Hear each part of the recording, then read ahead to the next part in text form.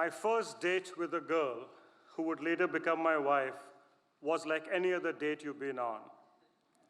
I was meeting her for the first time, and I wanted to make an impression on her in case she was the right one. In other ways, it was different. This was not a blind date or a date that was forged on a dating app like Tinder. If we liked each other, it was not going to lead into dating and us becoming boyfriend and girlfriend. It was going to lead directly to marriage. On my first date, I went with my father, mother, uncle, aunt. And she came with her father. We sat at opposite ends of the table and let the parents do most of the talking. In India, marriage is a union between two families. The partners are chosen by the parents and extended family, keeping into mind socioeconomic background, culture, religion, education, etc. So it wasn't just the two of us who had to like each other. This relationship came about because my mother's brother lived in the same town where Swapna lived. Well, I don't remember much about that meeting, but I only remember he was balding.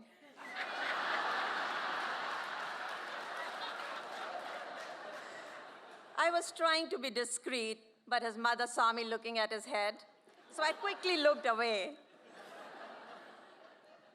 He seemed to be decent. His parents asked me some questions, and I wanted to let them know that I was very independent. I had lived away from home since 9th grade, first in a boarding school, then college in Mumbai, and later working in Mumbai at the Taj Group of Hotels as a management trainee. Well, this meeting went off, and then later on, they decided to meet again. Prior to meeting Swapna, I had proposals from few other people.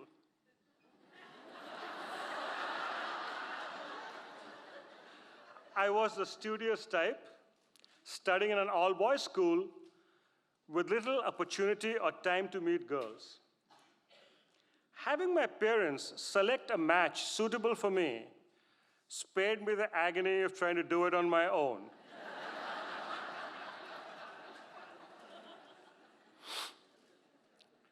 The few things that I was looking for in my soulmate was she should have studied in English-speaking private schools like me, had a good sense of humor, as you will figure out, wanted to work, and was of a similar wavelength. The first proposal came when I had just finished my chartered accountancy, which is very similar to CPA here in US. Our family doctor, he came up with a proposal for a judge's daughter. I wanted to work for some time before getting entangled in the world of marriage, so I did not pursue the proposal.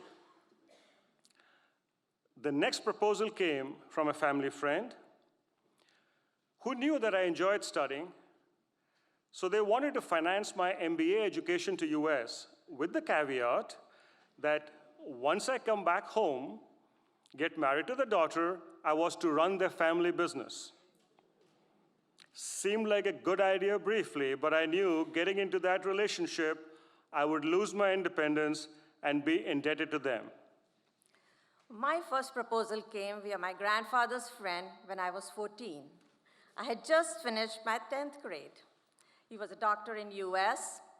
My dad came home, laughed about it. Obviously, he had said no, I was too young. He wanted me to pursue my studies, and he did not want me moving away from home. Who knew one day I would be living here in Des Moines, Iowa? When I was 22, my parents set me up to meet another guy who seemed to be really subdued and controlled by his elder brother and his sister-in-law. Well, since in India we live in joint families, it did not appeal to me to get married to a person who was not able to stand for himself. I wanted to marry a person who was well-educated and who wanted to marry me and not allured by my dad's wealth. Also, I did not want to get married to anybody living in the same small town where my parents lived. So that led to our next meeting. The next meeting and the subsequent meeting would not normally happen in the most stringent arranged marriage circumstances. There are cases where the girl and the boy may not even see each other prior to their wedding. Now, that would be one hell of a surprise.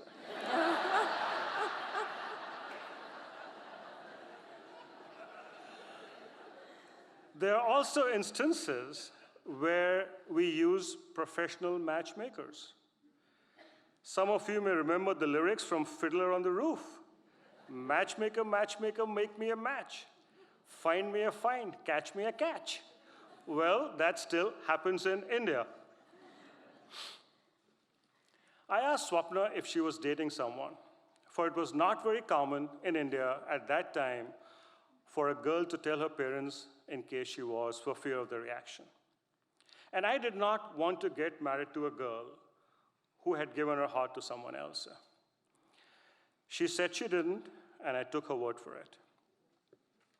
We were both asked if we wanted to meet, and we said yes. So I invited her for a cup of coffee to a chic restaurant for a couple of hours. Now, those couple of hours seemed really long to me. He only offered me coffee and nothing to eat. I was famished. But still, we decided we'll go ahead and get engaged. Now, we lived in different cities, so before we got married in an elaborate ceremony 7 months later, we had met only 3 times. We talked over the phone almost every day, and we exchanged letters, but we had not met. And then it was my birthday on Valentine's Day. And guess what happened? He did not even send me a card. Well, I had to get back at him. So on his birthday, which was 6 days later, I sent him a comb for a balding head.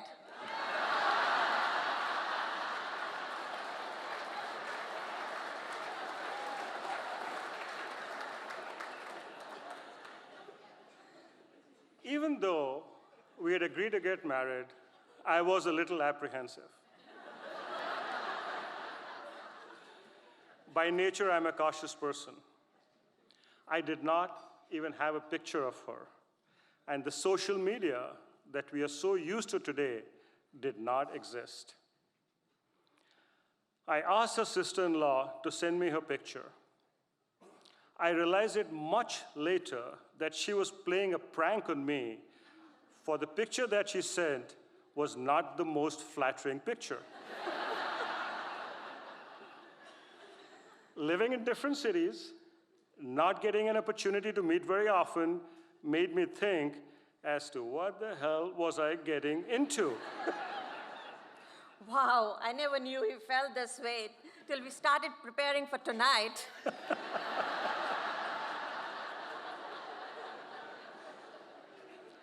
Every marriage has their differences, however well your parents may have tried to match you up. We were not immune to it ourselves. We grew in very different environments. She came from a business class family, whereas I grew up in a family with fixed income. And what's wrong with inviting a girl to a chic restaurant for a cup of coffee? She apparently wanted to make a meal out of it. We also grew up in different kind of families. She came from a large, extended family where there were 30+ people living in the same household. And I grew up in a nuclear family with my parents and 2 sisters. Life was difficult when we moved to Egypt 3 years after our marriage. Different challenges with moving to a new country, with difference in language and also culture. Shanky was busy working long hours, and he did not have much time for the family. I was trying to take care of our elder daughter, who was only 2 years of age, and adjust in the new environment. Then our move to US in 2003 was even more challenging at first, because I decided to go back to school, be a full-time student at the Des Moines University, while taking care of the family.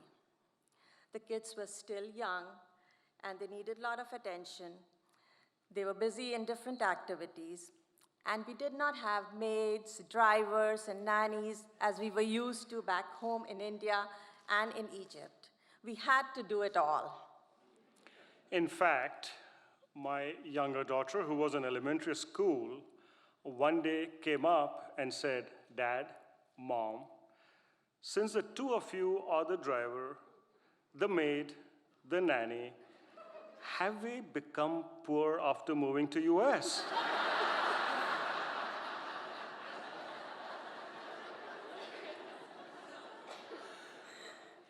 Even though I had a full-time job and I was studying for CPA myself, I offered to help Swapna.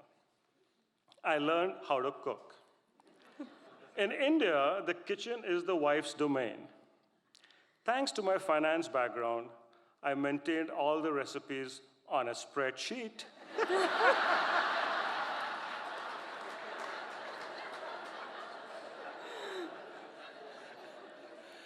I even learned how to hang paintings on the walls. In India, we had a handyman who would do that for us.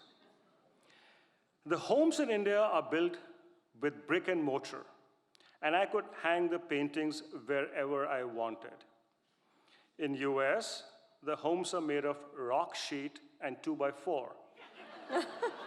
I was told that in case I wanted to hang the paintings, especially the heavier ones, I had to learn how to use a stud finder.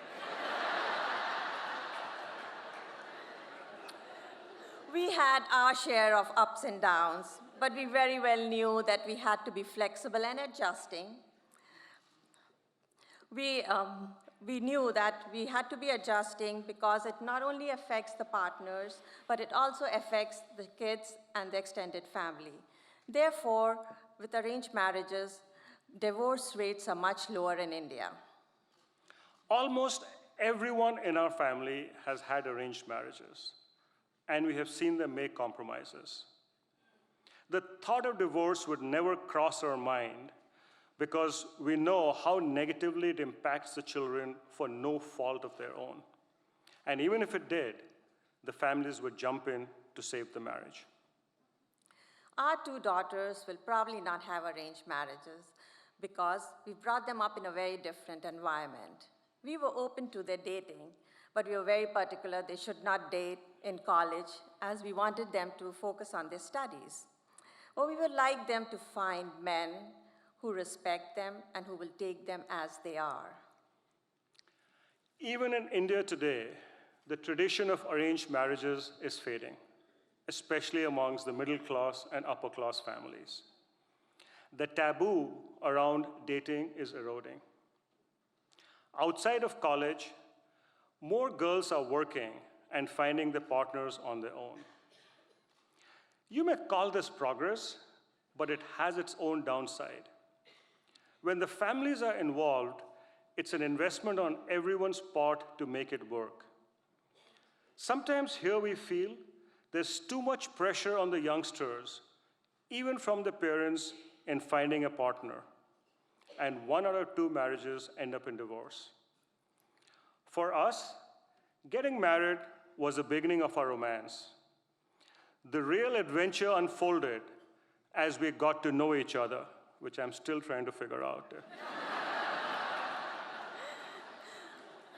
I do see youngsters today stressed about finding the right person to marry. In fact, we see Americans turning to dating apps, scanning the profiles of individual partners to find the right person.